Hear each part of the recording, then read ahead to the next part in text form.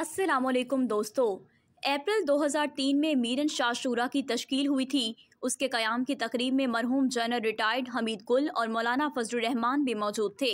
उसके पास जंगजुओं की तादाद भी बहुत ज़्यादा थी और उनके पास अपने वसाइल जनरेट करने की सलाहियत भी बाकी तमाम दीगर शोरा से ज़्यादा थी।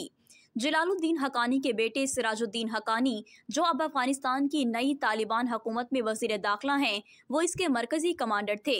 इस शूरा का इब्तदाई दायराकार मशरकी अफगानिस्तान के सूबों पख्तिया, खोस्त और काबुल तक फैला हुआ था, यानी तमाम मशरकी अफगानिस्तान उनके असर पे था। ये तकरीबन 40 अजला में उनका नेटवर्क था और उसके 4 सूबे बनते थे। यहाँ उन्होंने अपने शैडो हुक्मरान नामजद कर दिए थे, जिन्हें ये मौसलीन कहते थे। इस तरह मीरन शाह शूरा यानी हक्कानी नेटवर्क को बहुत शुरू ही में एक मरकजी ताकत की हैसियत मिल गई थी।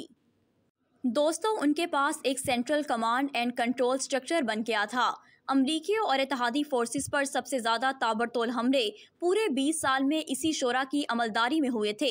इब्तदा में भी जंगी लिहाज से सबसे मुतहरिक शोरा थी। अलबत्ता शुरू के हमलों में उन्हें खुद बहुत नुकसान उठाना पड़ा था, जिसके बाद उन्होंने उसका एक तोड़ निकाला कि उन्होंने भर्तियां तेज़ कर दी ताकि जानी नुकसान को फौरी तौर पर कवर किया जा सके। भर्तियों के लिए मीरन शाह शूरा ने पाक अफगान सरहद पर मौजूद बहुत से मदारिस में अपनी टीमें भेजीं और मजहबी रुझान रखने वाले बच्चों और नौजवानों को हायर किया।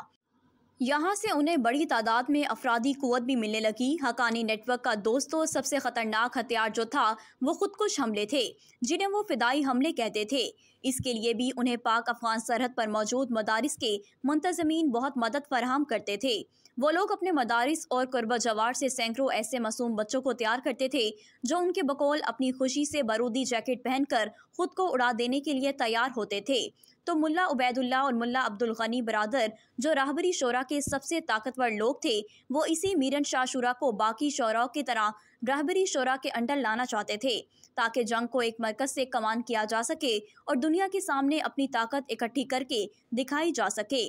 2003 में ही कोयटा शोरा के सीनियर लीडर ने मीरन शाह शोरा यानी हक्कानी ग्रुप को कायल कर लिया कि वो उनकी अतात कबूल करे। सिराजुद्दीन हक्कानी कुछ शराइत पर ऐसा मान गए और उनके 2 नुमाइंदे कोयटा शूरा का अहम हिस्सा बन गए। इस तरह उनके ज़िलाई मौसलीन और अफगान सूबों के हक्कानी नेटवर्क के शैडो गवर्नर्स भी कोयटा शूरा के अंडर आ गए। लेकिन सिराजुद्दीन हक्कानी का ग्रुप और उनकी शोरा ख़त्म नहीं हुई और वो रहबरी शोरा की रस्मी इजाज़त से अपनी जुदागाना हैसियत बरकरार रखते हुए मुसलसल ऑपरेशन करते रहे। दोस्तों, आपको ये भी बताते चलें कि गुरीला जंग दरअसल लड़ी ही मीरन शाह शोरा ने थी, जिन सालों में रहबरी शोरा काबुल से बहुत दूर थी। इस वक्त भी काबुल के अंदर तक बम धमाकों जैसी बड़ी बड़ी कार्रवाइयाँ हक्कानी ग्रुप के दम कदम ही से हो रही थीं। उनका असर इतना ज़्यादा था कि अमरीकी सदर, अमरीकी वज़ीर ख़ारजा, सेक्रेटरी डिफेंस, पेंटागन सबसे अपने इंटरव्यूज़ में उन्हीं का नाम लिया करते थे।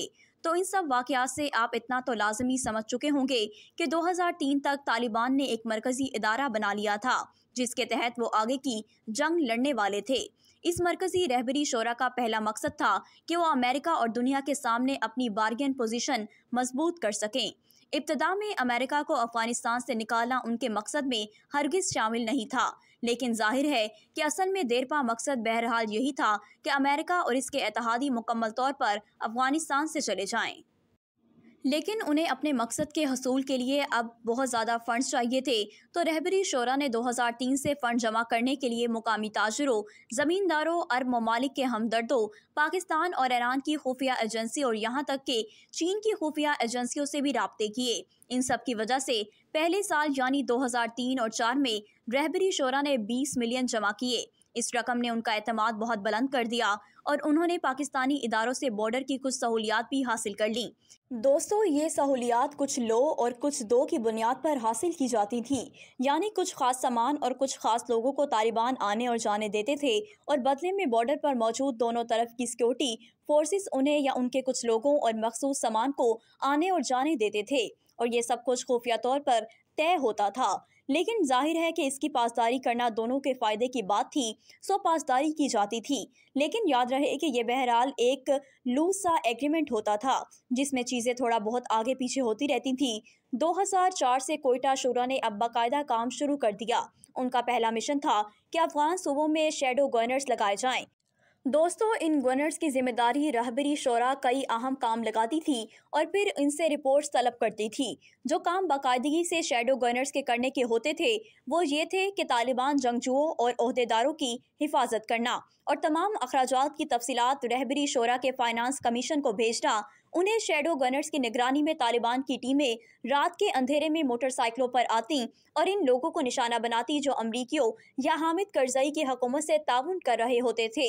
ऐसी कार्रवाइयों से इलाके में खौफ फैल जाता और सरकारी एहलकार इलाका छोड़कर चले जाते। जिन जगहों से सरकारी और आर्मी फोर्सेस के नुमाइंदे चले जाते वहां सबसे पहले तालिबान ये करते कि मस्जिदों में अपने मुल्ला को लाकर बिठा देते। फिर मसाजिद के जरिए इलाके में ये वाज किया जाता कि अफगानिस्तान पर यहूदी साजिश के तहत कब्जा किया गया है। दोस्तों, अमरीकियों ने इस्लाम के खिलाफ जंग शुरू कर दी है, इसलिए कुफार से लड़ने के लिए साबिक अमारात इस्लामी यानी तालिबान की मदद की जाए, क्योंकि ये एक इस्लामी और मिली फरीजा है। फिर नौजवानों का खून गरमाने के लिए बुलंद आवाज में ऐसे तराने भी मस्जिद के लाउड स्पीकर से लगाए जाते जो उन्हें जोश दिलाते। अब यहाँ से तालिबान के करने के अहम तरीन काम शुरू होते थे, ऐसे काम जो उन्हें उनके नजरियात के मुताबिक हर सूरत इंजाम देना होते थे। अब ये काम क्या है, एक एक करके उन्हें देखते हैं। 2004 में अफगान सदारती इलेक्शन हो चुका था जिसमें हामिद करजई अफगानिस्तान के सदर मुंतखब हुए थे। इस इलेक्शन को तालिबान मुतासिर नहीं कर सके थे क्योंकि इस वक्त उनकी तंजीम बहुत कमजोर थी। लेकिन अब 2005 में अफगानिस्तान का पार्लिमानी इलेक्शन होने वाला था। इस साल तक तालिबान मजबूत हो चुके थे। चूंकि वो अब जमहूरियत ही के खिलाफ थे, यह हुकूमत तो वैसे भी उनके नजदीक एक काफिर हुकूमत थी, इसलिए वो 2005 के इलेक्शन को किसी तरह कामयाब होता नहीं देखना चाहते थे। वैसे भी दोस्तों, ये पहला मौका था कि उन्होंने अपने जंगजुओं और अपने हामियों को दिखाना था कि रहबरी शोरा कितना ताकतवर है और क्या कर सकती है। याद रखें कि इस वक्त तक आर्मी मीडिया समेत अमेरिकन इंटेलिजेंस तक में किसी को नए शोरा या हक्कानी नेटवर्क की भनक भी नहीं पड़ी थी। 2005 के इलेक्शन को नाकाम करने के लिए उन्होंने हमसाया ममालिक की खुफिया एजेंसी से राब्ते किए, यानी ईरान, पाकिस्तान से, सऊदी अरब और गल्फ कंट्री से भी उन्होंने अपने पुराने राब्ते बहाल किए। और इस सब का फायदा ये हुआ कि उन्हें अपनी पहली कमीन के लिए काफ़ी तादाद में डॉलर्स मिल गए। रहबरी शोरा के सीनियर लीडर के इंटरव्यू पर मुश्तमिल किताब तालिबान एक्ट वॉर के मुताबिक उन्हें हमसाया ममालिक के खुफिया इदारों से 3 करोड़ डॉलर्स मिले थे। दोस्तों, इन डॉलर से उन्होंने अपना पहला मिशन मुकम्मल करना था और इस वक्त भी तालिबान मुनज़्ज़म तो हो गए थे लेकिन ताकतवर नहीं थे। इसीलिए वो पूरी कोशिश के बावजूद भी 2005 के अफगान पार्लिमानी इंतखाब के महज 10% हिस्से ही को मुतासिर कर पाए थे, वो भी यूं कि उन्होंने कोई 30 से 40 अजला में वोटिंग नहीं होने दी। इन अजला को मुतासिर करना वैसे भी आसान था क्योंकि वहाँ सिक्योरिटी फोर्सेस ना होने के बराबर थीं।